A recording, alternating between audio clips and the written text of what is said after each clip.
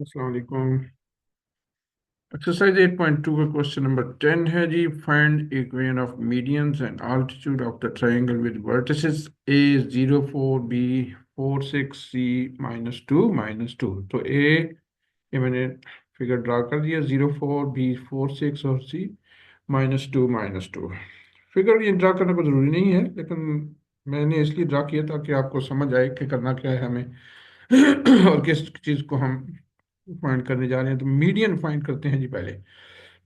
अब मीडियन क्या होता है? मीडियन ये है जी कि आप ये जो किसी वर्टेक्स को अपोजिट साइड के मिड पॉइंट से ज्वाइन कर देना। अब यहाँ मैं इस डी का मिड पॉइंट फाइंड करता हूँ। डी का मिड पॉइंट जिसको मैंने ए बी बी सी का जिसको मैंने नाम दे दिया डी। सो मिड पॉइंट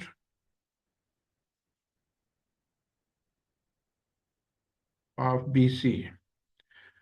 तो mid point of B C का फार्मूला तो आप लोगों ने पढ़ा ही होगा इसका कि x1 plus x2 dividing by 2, y1 plus y2 dividing by 2। ये मिड पॉइंट का फार्मूला है। जब आपको दो पॉइंट दिए हुए x1 y1 और x2 y2, तो फिर आप ये फार्मूला यूज कर सकते हैं। तो बी सी है मतलब 4 - 2, ये आपका x1 हो गया, ये x2 हो गया। 4 - 2 डिवाइडिंग बाई 2। ये -2 की माइनस आ रही है जबकि फार्मूले में दरमियान में प्लस है। 6 - 2 y2 y1 plus y2। So 6 - 2 dividing by 2। तो 4 - 2 कितने हुए जी? 2, 2/2। और 6 - 2 4/2। तो 2 2 से कैंसिल हुआ 1, और 4 2 को कैंसिल कर गया 1/2। तो ये डी के कोऑर्डिनेट आ गए जी, जो कि है 1 2 1 2। तो देखिए ये जो लाइन है, ये लाइन जो इसको ए को डी से मिला रही है, यानी कि डी क्या है? मिड पॉइंट है बी सी का। जब किसी वर्टेक्स को अपोजिट साइड के मिड पॉइंट से ज्वाइन कर देते हैं तो वो एक मीडियन होता है। जैसे ए डी जो है वो एक मीडियन है। A D is a median. A D is a median. अब जब ये मीडियन है तो इसके दो कोऑर्डिनेट भी हैं हमारे पास, 0 4 और 1 2। तो अब इनकी मदद से ए यानी कि 0 4 और D 1 2 की मदद से हम इसकी इक्वेशन फाइंड कर सकते हैं। इक्वेशन के लिए आपको पता है दो चीज़ों की ज़रूरत है हमें, एक पॉइंट और एक स्लोप की। पॉइंट हमारे पास एक की बजाय दो पॉइंट हैं जी, ए भी है डी भी है, और हमें स्लोप की ज़रूरत है इसमें। तो स्लोप जब आपको दो पॉइंट दिए हुए हैं तो आप उससे फाइंड कर सकते हैं। स्लोप का फार्मूला मैंने आपको बताया हुआ है जी कि क्या है? y2 - y1 dividing by x2 - x1। तो यही फार्मूला हम यूज करते हुए y2 - y1 मतलब 2 - 4। ठीक है, 2 - 4। तो इसी तरह हम 1 minus dividing by x2 - x1, x2 - x1। तो 1 - 0। तो 2 - 4 - 2 डिवाइडिंग बाई 1 कितने हो गए जी? -2। तो अब ये दो चीजें हमें मिल चुकी हैं जी। कौन सी? मतलब एक पॉइंट और एक स्लोप। पॉइंट और स्लोप, ये स्लोप हो गया। पॉइंट हम ए का ले लेते हैं, ठीक है, मिड पॉइंट भी ले सकते हैं, दोनों में से कोई भी आप ले सकते हैं। तो अब हम इक्वेशन फाइंड करते हैं जी इसके, यानी कि पॉइंट और स्लोप। तो equation of median, median A D, जो ए डी मीडियन है उसकी इक्वेशन फाइंड करें। इसके तीन मीडियन होंगे। तो y - y1, यानी कि ये फॉर्मूला है y - y1 mx - x2। तो y - y1 यहाँ से आप x1 और y के कोऑर्डिनेट को ले सकते हैं। तो y1 हुआ जी 4, m की वैल्यू है जी -2। तो x - x2 0 है। तो y -4 -2x। तो -2x को भी इधर शिफ्ट कर दें तो 2x + y -4 = 0। 2x+y-4 equal to 0। तो ये आपके पास इक्वेशन ऑफ मीडियन आ गई जी, कि हमारे पास एक मीडियन आ गया जिसकी इक्वेशन 2x+y-4, ये एक मीडियन आया जी, AD। इस तरह हम इसके तीनों मीडियन फाइंड करेंगे, हर साइड से जो है ना फाइंड करेंगे। तो उसके लिए हम आगे चलते हैं, क्योंकि यहाँ तो जगह नहीं है, नेक्स्ट स्लाइड पे कर लेते हैं जी। तो ये अब मीडियन हम फाइंड करते हैं जी, ये इधर से, यानी कि इसका मिड पॉइंट फाइंड करते हैं, AC का, E मिड पॉइंट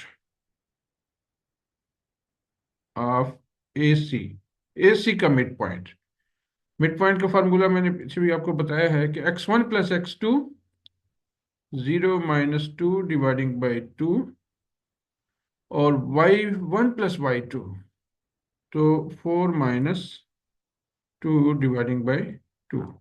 y1+y2 पहले है x1+x2, तो -2 डिवाइडिंग बाई 2, 4-2, 2 डिवाइडिंग बाई 2, क्या हो गया जी, -1 और 1, -1 और 1, ये E के कोऑर्डिनेट हैं जी, -1 और 1। This is the mid point of this is mid point of AC। अब इस मिड पॉइंट को जब अपोजिट वर्टेक्स से आप ज्वाइन करेंगे तो ये एक मीडियन बन जाएगा, मतलब BE is a median, BE is a median. तो अब इसमें देखें कि आपको दो पॉइंट यहाँ हैं जी, B के भी 4, 6, और E के भी -1 और 1।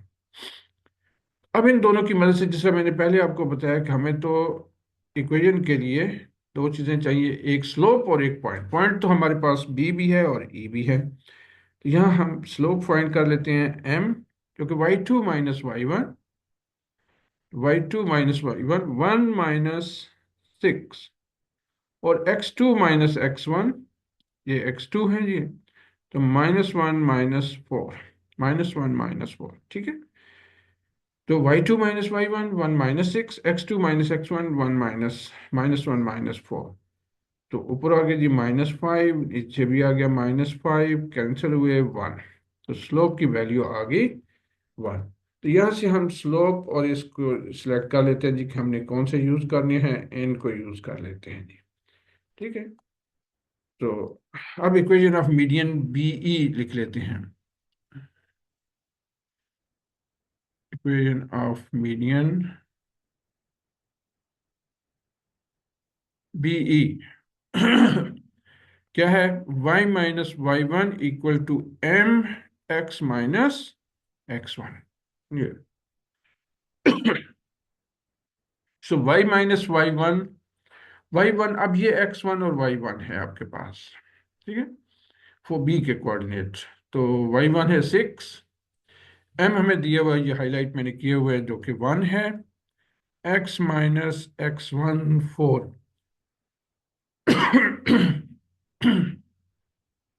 so y - 6, x - 4। तो इधर से इसको हम y - 6 को उधर शिफ्ट कर देते हैं, दोनों को, यानी कि 6 को भी। तो ये हो जाएंगे x - y, -6 उधर जाके +6, -4 ऑलरेडी वहां मौजूद है, ये हो गया जी। तो x - y +2 इक्वल टू 0। तो ये हमारे पास इक्वेशन ऑफ मीडियन आ गई जी, सेकंड जो हमारा मीडियन है, x -2 प्लस x - y+2, यानी कि ये मीडियन है, ये लाइन जो है, ये इसको हम मीडियन कहते हैं, ठीक है, BE को।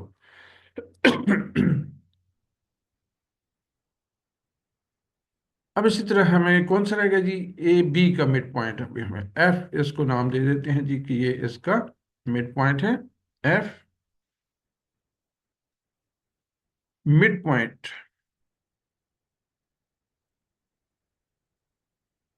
ऑफ ए बी का मिड पॉइंट जी, क्या फार्मूला है मिड पॉइंट का, x1 + x2, मतलब 0 + 4 डिवाइडिंग बाई 2, इस तरह y1 + y2, 4 + 6 डिवाइडिंग बाई 2। तो 0 + 4 4 हुए, 4/2, और 4 + 6 10, 10 डिवाइडिंग बाई 2, तो ये हो गया जी 2, और 10/2 को हम लिख सकते हैं 5।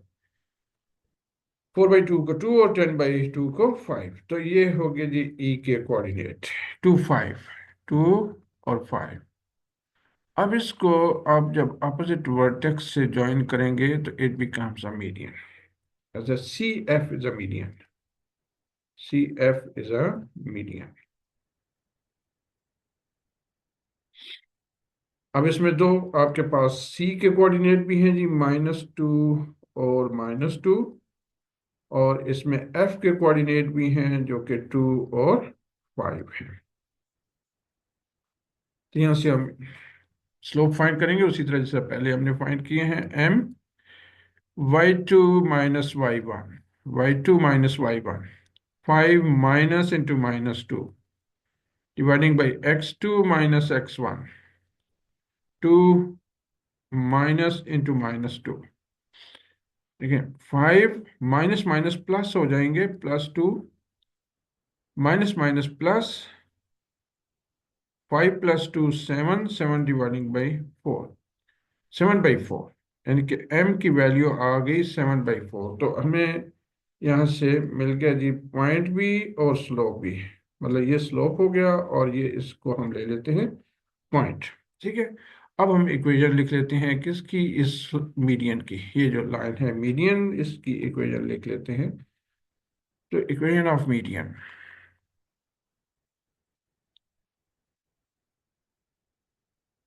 कौन सा है मीडियन जी, CF, CF। ठीक है, तो CF मीडियन है y - y1 = m x - x1। तो ये कोऑर्डिनेट हम ले लेते हैं जी x1 और y1। तो y - y1 देखें, ये कोऑर्डिनेट हुआ ये y1 का, -2, तो -2, m की वैल्यू है, ये m की वैल्यू है 7/4, इसको यहाँ प्लेस करेंगे 7/4। तो x माइनस, अब x1 है, x1 कौन सा है, ये x1 है -2, तो माइनस इंटू -2, ये क्लियर। 4 इधर मल्टीप्लाई कर दें तो y minus minus +2 7, x minus minus plus हो गया जी, ये भी +2 हो गया। अंदर मल्टीप्लाई करें, 4y प्लस 4 2 8, 7x +14। तो इनको इधर शिफ्ट कर देते हैं, तो 7x, अब 4y शिफ्ट हो रहा है ना, तो साइन 4y की बदलेगी, -4y +14 -8 = 0। So 7x - 4y + 6, 14 - 8 6। तो ये आपके पास आ गया जी 7x - 4y + 6, यानी कि this is a third equation of median. तो तीन हमने फाइंड कर ली। याद रखें कि ये तीनों कॉन्करेंट होती हैं, मतलब ये तीनों एक पॉइंट से पास होती हैं, क्रॉस करती हैं एक दूसरे को सिंगल पॉइंट के ऊपर। क्लियर। तो उम्मीद है ये मीडियन की बात तो समझ आ गई होगी जी। अब हम करते हैं जी आल्टीट्यूड फाइंड। आल्टीट्यूड क्या होता है जी, अपोजिट साइड पे परपेंडिकुलर, यानी कि यहाँ ये 90 का एंगल बना रहा है जी, perpendicular from vertex to the opposite side पे परपेंडिकुलर। तो अब इसके जो कोऑर्डिनेट तो हमारे पास नहीं आ सकते, क्योंकि परपेंडिकुलर डी है ना, तो ये मिड पॉइंट हम कह सकते हैं इसको कि हम इस पे जो फाइंड करेंगे पॉइंट हम ये लेंगे, यानी कि हमें इक्वेशन फाइंड करने की पॉइंट और स्लोप की जरूरत होती है ना। तो हम स्लोप फाइंड करते हैं जी, m1 slope of BC, slope of BC। अब देखिए स्लोप ऑफ BC क्या है, ये B और C दोनों का unit, 6 -2 y2 - y1, 6 -2 dividing by ये x और ये 2 -2, तो 4 -2 देखोगे जी, 6 -+ +2 और 4 -+ +2, तो 6 + 2 हो गए 8, 4 + 2 हो गए 6, तो ये हो गया जी 4/3 m1। m1 अब देखिए, जो AD का स्लोप है उसको हम क्या देते हैं जी m2। ठीक है, इसके स्लोप को कह दिया m1। अब ये दोनों के दरमियान में 90 का एंगल है, 90 का एंगल है, तो स्लोप ऑफ आल्टीट्यूड क्या होगा? Slope of altitude AD -1/m1, -1/m1। ठीक है, यानी कि m1 की जो वैल्यू है वो उसका हम नेगेटिव रेसिप्रोकल ले लेंगे, मतलब 4/3। आप इसको -3/4 लिख सकते हैं, मतलब m2। तो m2 आपके पास ये आ गई। अब हमें, जैसा मैंने कहा कि हमें एक इक्वेशन को लिखने के लिए एक स्लोप, ठीक है, और एक पॉइंट की जरूरत है। तो पॉइंट तो यहाँ हमारे पास ये है, क्योंकि AD है ना, डी का तो नहीं है, एक ही पॉइंट तो है। तो हम एक ही पॉइंट से और स्लोप इधर से लेके हम इसी की इक्वेशन लिख सकते हैं।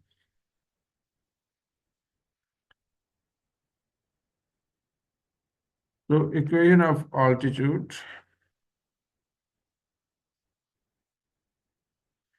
कौन सा ऑल्टीट्यूड है जी? AD। AD, तो वो y-y1 = m2x-x1। m1 जो है वो BC के कोऑर्डिनेट यानी कि स्लोप है, y-y1। अब ये x1 है और ये y1 है, तो 4। ठीक है, यानी कि y1 की वैल्यू क्या आ गई? 4। m2 की वैल्यू है जी -3/4, और x-x1 जो है वो 0 है। x1 क्या है? 0। अब 4 इधर मल्टीप्लाई कर दें, तो y-4 -3x, x-0 मतलब x ही हो जाएगा। अब 4 इधर मल्टीप्लाई हुआ, 4y-16 = -3x। 3x को इधर शिफ्ट कर दें, जो कि नेगेटिव है, make it positive. So 3x + 4y-16 = 0। तो this is equation of altitude. ये हमारे पास आल्टीट्यूड आ गया जी, ये आल्टीट्यूड है। ठीक है, AD। तो इसकी हमें इक्वेशन मिल गई जी, फर्स्ट जो है 3x + 4y-16। ठीक है, उम्मीद है समझ आ गई होगी। अभी मैं मजीद भी दो और फाइंड करता हूँ जी, आपको अगर कुछ अभी तक कंफ्यूजन है तो इसको क्लियर कर लें। अब हम इससे इधर परपेंडिकुलर ड्रा करते हैं जी, इस लाइन के ऊपर परपेंडिकुलर। ठीक है, यानी कि इसके ऊपर जब परपेंडिकुलर ड्रा करेंगे तो AB का स्लोप हमें देंगे m1, slope of AB, slope of AB। अब AB का स्लोप क्या है? मतलब ये 6 - 4, तो 6 - 4 डिवाइडिंग बाई 4 - 0, तो 6 - 4 हो गया 2, 2/4, 1/2। So this is m1। तो m2, slope of altitude on AB, जो AB के ऊपर होगा, AB के ऊपर परपेंडिकुलर होगा। ठीक है, AB के ऊपर क्या होगा? वो परपेंडिकुलर होगा, तो उसकी वैल्यू होगी -1/m1। तो -1/m1, m1 तो 1/2 है, ये उल्टा हो जाएगा, तो -2, यानी कि ये m2 की वैल्यू हो, m2 की। अब चूंकि वो स्लोप यानी कि जो परपेंडिकुलर है वो C से होगा, तो कोऑर्डिनेट हम C के लेंगे। ठीक है, कोऑर्डिनेट हम किसके लेंगे? C के लेंगे। ठीक है, यानी कि इसके ऊपर परपेंडिकुलर होगा इसके ऊपर। तो स्लोप हमारा हो गया ये, और कोऑर्डिनेट हम C के लेंगे, क्योंकि C से परपेंडिकुलर है AB के ऊपर। आल्टीट्यूड जो है वो it's perpendicular from C on AB। ठीक है, आल्टीट्यूड क्या है? परपेंडिकुलर, यानी कि C से ऑन AB के ऊपर। तो equation of altitude y minus y one is equal to m two x minus x one. अब x वन वाई वन ये है, ठीक है। y minus into minus two, m2 minus two x minus x one, तो y minus minus plus two हो गया, minus two x plus two, तो y plus two minus two x, अब two अंदर मल्टीप्लाई हो रहा है जी, माइनस टू के साथ भी होगा फोर, इनको इधर शिफ्ट कर देते हैं, तो two x plus y plus two plus four equal to zero. Two x plus y plus six equal to zero. Two x plus y plus six equal to zero. तो ये हमारे पास second जो है altitude आ गया जी, two x plus y plus six equal to, ठीक है।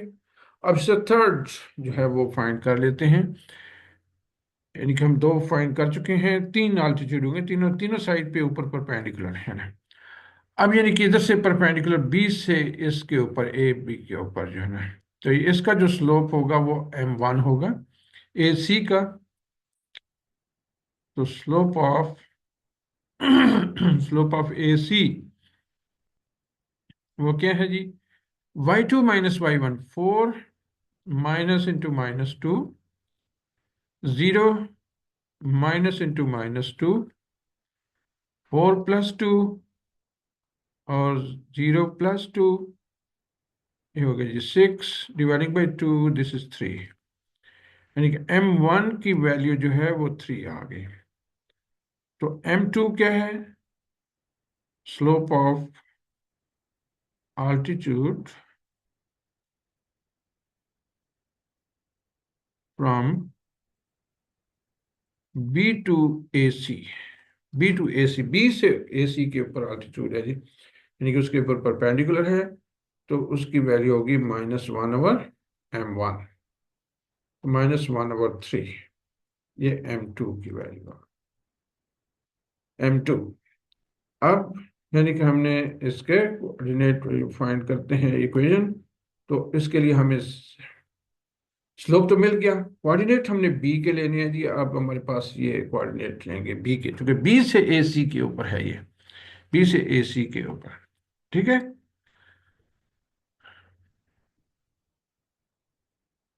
So equation of altitude y minus y one is equal to m2 x minus x one, x one और वाई वन ये है, x y one six, minus one by three, x minus x one four, three इधर multiply हो गया, y minus six cross में multiply हो जाती है ना चीजें, x माइनस माइनस वन इधर कर मल्टीप्लाई होगा, तो ये होगा three y minus six time three eighteen. बाज लोग सिर्फ y को थ्री से मल्टीप्लाई करते हैं, सिक्स को छोड़ देते हैं, तो ऐसा नहीं करना। Minus x minus minus plus, plus four, तो इधर हो गया जी, आप इनको शिफ्ट कर दें, पॉजिटिव बनाएं x को, plus three y minus eighteen minus four equal to zero. तो x plus three y minus twenty two equal to zero. तो अब हम इसका करते हैं जी कि ये मतलब ये तीनों आल्टीट्यूड जो है वो आपके फाइंड हो गए। तो x plus three y minus twenty two, तीन तीन इक्वेशन यानी कि हर साइड से, यानी कि वर्टेक्स ए से अपोजिट साइड पे परपेंडिकुलर, और वर्टेक्स बी से अपोजिट साइड पे परपेंडिकुलर, और वर्टेक्स सी से अपोजिट साइड पे परपेंडिकुलर। तो ये तीनों परपेंडिकुलर जो है वो ड्रा करके, इन्हीं को हम आल्टीट्यूड कहते हैं। ये इसकी इक्वेशन थी, ठीक है। तो मीडियन भी हो गया जी, आल्टीट्यूड भी हो गया। अब another इम्पोर्टेंट क्वेश्चन, यानी कि ये वो क्वेश्चन है जो पेपर में आते हैं, ठीक है। यानी अभी मीडियन और आल्टीट्यूड भी बड़े इंपॉर्टेंट है, और इसी तरह ये भी जो है आपको कहीं ना कहीं कभी मिलेगा, और आगे भी हायर क्लासेस में भी ये चीज़ें मौजूद हैं। स्लोप इंटरसेप्ट फॉर्म, यानी कि अब हमने इनकी फॉर्म फाइंड करनी है जी। स्लोप इंटरसेप्ट फॉर्म जो है वो कौन सी होती है? तो स्लोप इंटरसेप्ट फॉर्म आपको पता होनी चाहिए जी। y is equal to m x plus c, इसको कहते हैं। This is called slope intercept form. तो हमने ये जो इक्वेशन दी हुई है इसको इस फॉर्म में चेंज करना है। y equal to m x plus c की फॉर्म में चेंज करना है जी। ठीक है, चलें जी शुरू करें। 6x plus 8y minus 11 equal to 0। मतलब y को आपने लेफ्ट साइड पे रखना है, 6x और माइनस 11 को राइट साइड पे शिफ्ट कर देना है। तो 8y इज इक्वल टू, अब आपको पता है 6 को शिफ्ट कर रहे हैं, 6x को, और इसको भी शिफ्ट कर रहे हैं। तो ये दोनों साइन चेंज करेंगे दूसरी तरफ जाकर, राइट साइड पे जाकर। तो -6x प्लस 11। अब इक्वेशन पे गौर करें कि इसमें यहाँ सिर्फ y है, y के साथ कुछ भी नहीं है। तो यहाँ तो 8 है, इस मतलब हम इसको 8 से डिवाइड कर देंगे। इस इक्वेशन को 8 से डिवाइड कर देंगे तो यहाँ ये 8 भी खत्म हो जाएगा यहाँ से। इधर 8 से भी आप डिवाइड कर दिया, ये 8 और 8 जो है ये कैंसिल हो गए। ओके, तो y is equal to -6/8 x plus 11/8। तो ये आपको दोनों, चूंकि इवन नंबर है, 2 से कैंसिल हो जाते हैं। तो y is equal to -3/4 x और 11/8। तो इसको कहते हैं जी स्लोप इंटरसेप्ट फॉर्म, जो कि y equal to m x plus c है, जबकि m इसमें -3/4 है, और इंटरसेप्ट y इंटरसेप्ट इसको कहते हैं दैट इज 11/8। 11/8, तो ये होगी जी slope intercept form. Okay, two intercept form. Two intercept form, ये इक्वेशन आपको जब आती होंगी ना तो फिर कोई इशू नहीं है, आप आसानी के साथ फाइंड कर सकते हैं। टू इंटरसेप्ट फॉर्म, इन फॉर्म को आपने याद रखना है। X over a plus y over b equal to one, equal to one. ठीक है, x over a plus y over b equal to one. इसको हमने, ये जो क्वेश्चन है 6x प्लस 8y माइनस 11 को इस फॉर्म में चेंज करना है, ऊपर जो दी हुई है टू इंटरसेप्ट फॉर्म। कैसे होगी? तो यानी कि यहाँ इस तरफ कांस्टेंट तो नहीं है, आप कांस्टेंट को उधर शिफ्ट करें। 6x plus 8y equal to 11। ठीक है, लेकिन राइट साइड तो वन है यहाँ क्वेश्चन के अंदर। यहाँ जो देखें कि ये तो वन है, तो हम इसको वन कैसे बना सकते हैं? हम इसी नंबर से डिवाइड कर देते हैं, इसी नंबर से डिवाइड कर देते हैं इस पूरी इक्वेशन को। यानी 11 से इसको डिवाइड कर दें, मतलब ये 11, ये भी 11, ये भी 11, 11 से डिवाइड कर दिया। जब 11 से डिवाइड हो गया तो ये तो कैंसिल होके 1 हो जाएगा। 11 1 सारा 11, ये हो गया जी 6/11 x प्लस 8/11 y। लेकिन हमें तो x और y इस फॉर्म में चाहिए। ठीक है, तो इसको आप कैसे लिख सकते हैं फर्दर? आप इसको ऐसे लिख सकते हैं जी, x dividing by 11 dividing by 6, y dividing by 11 dividing by 8 equal to 1। यानी कि 11/6, इसको अगर आप मल्टीप्लिकेशन में चेंज करेंगे तो ये 6/11 हो जाएगा। क्या हो जाएगा? 6/11। इसी तरह 11/8 को आप अगर आप चेंज करेंगे तो ये 8/11 हो जाएगा ऊपर। ठीक है, तो यहाँ यानी कि a की वैल्यू 11/6 और b की वैल्यू 11/8। मतलब ये x इंटरसेप्ट है और ये y इंटरसेप्ट है। ठीक है, y के नीचे जो दिए हुआ b, ये y इंटरसेप्ट है और ये x इंटरसेप्ट है। मतलब ये इक्वेशन जो है x और y एक्सिस दोनों को इंटरसेप्ट कर रही है। ओके, चले। Point slope form, point slope form में यानी कि हमने इक्वेशन को चेंज करना है जी। Point slope form, point slope form कौन सी होती है? y minus y one is equal to m x minus x one, x minus x one, y minus y one equal to m x minus x one. अब हम थोड़ा सा पिछली slide पे जाते हैं, मुझे वैल्यू वहां से उठानी है कुछ। देखें, हमें पॉइंट इक्वेशन जो दी हुई है उसमें हमें स्लोप चाहिए। ठीक है, क्या चाहिए? स्लोप चाहिए, और उसके साथ हमें पॉइंट भी चाहिए। पॉइंट से ये यहाँ मैंने कहा जी कि ये वाई इंटरसेप्ट है, ये वाई इंटरसेप्ट, यहाँ ये एक्स इंटरसेप्ट, ये वाई इंटरसेप्ट है।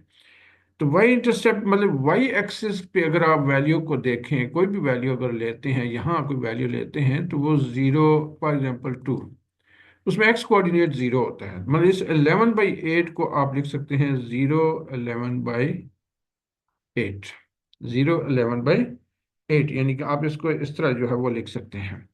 तो मतलब इन दोनों चीजों को हम वहां यूज कर सकते हैं। स्लोप -3/4, यानी कि एम की वैल्यू जो है वो -3/4 है, और पॉइंट 0 और 11/8, 0 और 11/8 ये पॉइंट हमने ले लिया जैसे। ठीक है, तो इन दोनों की मदद से हम इसको पॉइंट स्लोप फॉर्म में कन्वर्ट कर सकते हैं इक्वेशन को।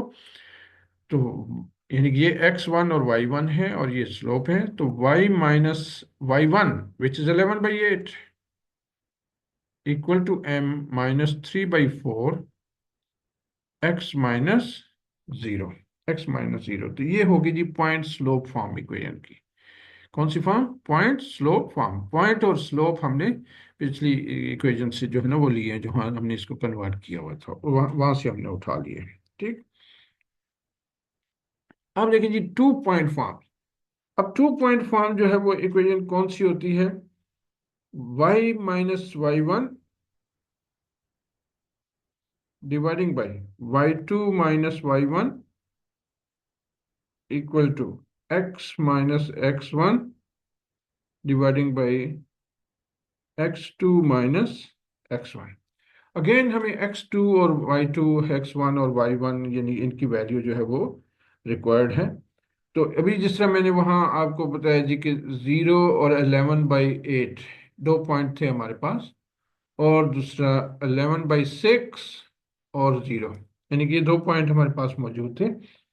तो एक को आप कह दीजिए कि ये x1 y1 है और ये x2 y2 है, दो पॉइंट। यानी कि इस पिछली स्लाइड से आप देखें ना, ये हमारे पास यानी कि ये ए 6 यानी एक्स इंटरसेप्ट इसको कहते हैं ना। एक्स इंटरसेप्ट का मतलब क्या होता है कि ये 11/6 और 0 है। ये वाई इंटरसेप्ट है, तो 0 और 11/8, मतलब आप इनको पॉइंट की फॉर्म में भी लिख सकते हैं। तो ये दोनों पॉइंट हमने वहां से उठा लिए थे। ठीक है, तो अब इस इक्वेशन के अंदर इनको प्लेस करते हैं। y माइनस वाई वन ले लिया जी 11/8, और y2 0 minus y1 11/8 equal to x minus x1, x-1 हो गया 0, और x2 हो गया जी 11/6 माइनस x1 की वैल्यू है 0। मतलब यहां से हमने वैल्यू उठा के इसके अंदर डाल दी। y minus 11/8, 0 minus 11/8, x minus 0, 11/6 minus 0। ये होगी जी 2 पॉइंट फॉर्म। कौन सी फॉर्म? 2 point form. आप इनको पॉइंट को x1 या x2 इसको कह सकते हैं, और x2 y2 इसको भी कह सकते हैं। ठीक है, यानी कि उससे कोई फर्क नहीं पड़ता है इसमें। अब हम लिखने जा रहे हैं जी नॉर्मल फॉर्म जो है वो, मतलब इक्वेशन की जो है नॉर्मल फॉर्म वो क्या होती है। तो उसको हम लिखते हैं जी नॉर्मल फॉर्म को। देखिए ये हमारे पास इक्वेशन है 6x plus 8y minus 11 equal to 0। इसमें हम a और b की वैल्यू जो है वो फाइंड कर लेते हैं जी कि ये 8y इक्वल टू 11। इस इक्वेशन को हम डिवाइड करेंगे जी, dividing both sides by √6² plus 8²।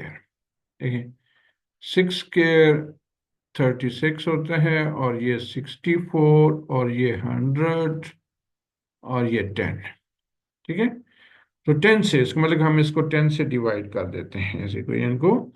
10 से डिवाइडिंग बोथ साइड बाय 10, क्योंकि हमने इसका 100 का स्क्वायर रूट फाइंड कर लिया जो कि 10 आता है। तो 6/10 x, 8/10 y, 11/10। अच्छा, यहाँ एक चीज का ख्याल रखना कि अगर ये +11 होता और इधर जाके -11 हो जाता है ना, तो आपने इसको -10 से फिर डिवाइड करना था, चूंकि अंडर रूट को पता है आपके दो आंसर आते हैं प्लस माइनस। तो यह इस साइड को आपने राइट साइड को हमेशा पॉजिटिव फॉर्म में रखना है। किस फॉर्म में रखना है जी? पॉजिटिव फॉर्म में रखना है। मतलब इसको अगर यहाँ नेगेटिव होता, इस नंबर पे शिफ्ट करते हुए नेगेटिव आ जाता, बोर्ड वाले बड़े शरारती होते हैं, वो कोई ना कोई ऐसे क्वेश्चन देते हैं जिसमें ये मसले होते हैं, ठीक है। तो आपको यहाँ अगर नेगेटिव साइन शिफ्टिंग के बाद ये कांस्टेंट टर्म नेगेटिव आ रही है तो उसको make it positive by dividing with negative number, okay. तो अब ये कैंसिल होते हैं 6 और 10 किससे? 2 से। 3 2 6 और 5 मतलब 3/5। और इसी तरह ये भी कैंसिल होते हैं 8 और 10, 4/5 इक्वल टू 11/10। इसको कहते हैं जी नॉर्मल फॉर्म। क्या कहते हैं? Normal form. x 3/5 plus y 4/5 equal to 11/10। x cos alpha plus y sin alpha equal to p। ठीक है, ये इस फॉर्म को यानी कि कहते हैं नॉर्मल फॉर्म। यहाँ से हमने तरीक़ाकार क्या किया कि हमने दोनों साइड को डिवाइड किया विद द स्क्वायर 6, यानी कि x और y के जो कोफिशिएंट हैं उनके स्क्वायर को ऐड किया और उसके रूट फाइंड करके उसको हमने डिवाइड कर लिया। ठीक है, तो इसको कह देते हैं जी कि ये नॉर्मल फॉर्म। अब इसके आगे जी सिमेट्रिक फॉर्म। तो 6x plus 8y minus 11 equal to 0। ठीक है, अब यहाँ हमें पीछे आपने इसका स्लोप फाइंड किया हुआ इस इक्वेशन का है, ये स्लोप -3/4, देखा, -3/4। तो यहाँ हम इस स्लोप को लिख लेते हैं जी -3/4, 3/4। तो आपको पता है कि स्लोप जो है m, हमने पीछे यानी कि एक्सरसाइज में मैंने आपको बताया है कि ये टेंजेंट थीटा के भी इक्वल होता है। तो -3/4, -3/4 हम इसको कह सकते हैं tangent theta is equal to -3/4। और टेंजेंट थीटा के बारे में हमें ये भी पता है कि ये परपेंडिकुलर बाय बेस होता है, परपेंडिकुलर बाय बेस। तो यहाँ से आप इसका हाइपोटेन्यूज फाइंड कर सकते हैं, जो कि परपेंडिकुलर हो गया -3 और बेस हो गया 4। तो हाइपोटेन्यूज फाइंड कर सकते हैं by using Pythagoras theorem. Hypotenuse square is equal to perpendicular square plus base square. 9 + 16 25। तो hypotenuse square is equal to 25, taking square root on both sides, so hypotenuse is equal to 5। hypotenuse की value जो है वो क्या आ गई? 5। ठीक है, तो अब हम इसके साइन और cos फाइंड कर लेते हैं जी कि साइन थीटा हो जाता है, मतलब perpendicular by base, perpendicular by base. Perpendicular है जी इसमें 3/5 और cos थीटा हो जाता है जी base by hypotenuse 4/5। cos theta हो गया बेस, यानी कि बेस हो गया। अब अगर हम इसको सेकंड क्वाड्रेंट कंसीडर करें तो ये आप नेगेटिव साइन माइनस के साथ लगा लें, ठीक है। तो -4/5, चूंकि टेंजेंट थीटा या तो सेकंड में नेगेटिव होता है या थर्ड में नेगेटिव, फोर्थ में नेगेटिव होता है, ठीक है। अभी हम इसको कहते हैं जी कि सेकंड क्वाड्रेंट में है तो वहाँ साइन थीटा पॉजिटिव और cos थीटा नेगेटिव होता है, ठीक है। तो ये क्वाड्रेंट की कहानी आपको बताई हुई है पहले, यानी पीछे जो हमने पढ़े हैं चैप्टर उनमें ये बताया हुआ है ये इसको। तो x sine theta is equal to 3/5 और cos theta is equal to -4/5। तो ये आपके पास होगी जी इसकी सिमेट्रिक फॉर्म्स, ठीक है। यानी कि x माइनस, लिख लेते हैं मैं, ये सिमेट्रिक फॉर्म जो है वो क्या होगी जी? Symmetric form is x minus x1 dividing by cos theta equal to y minus y1 dividing by sin theta। अब x1 और y1 के कोऑर्डिनेट हम कोई भी पीछे मैंने आप x1 और y1 जो है ना वो दिए हुए हैं, तो वो पॉइंट हम ले लेते हैं। यानी कि एक लिखा था ना जब वाई इंटरसेप्ट 0 और 11/8, तो उसके पॉइंट उठा cos थीटा हो गया जी -4/5, और y माइनस वाई वन जो है वो 11/8 है, डिवाइडिंग बाई साइन थीटा 3/5। तो ये होगी जी आपकी सिमेट्रिक फॉर्म। ठीक है, तो मतलब इसमें यानी कि तमाम जो क्वेश्चन थे जिनका हमने कुछ फाइंड करना था, ये सारी फॉर्म जो है वो फाइंड कर ली मैंने आपको। ठीक है, और ये जो क्वेश्चन नंबर 10 और 11 है, ये बड़े इंपॉर्टेंट है। जब भी आप एग्जाम के लिए जाएं तो इन क्वेश्चन को ज़रूर तैयार करके जाएं। ठीक है जी, तो मेरी तरफ से अल्लाह हाफिज़, दुआ में याद रखिएगा और चैनल को भी याद रखें जी।